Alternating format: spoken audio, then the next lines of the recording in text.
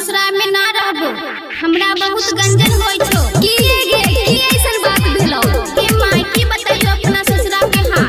ले सुन DJ boss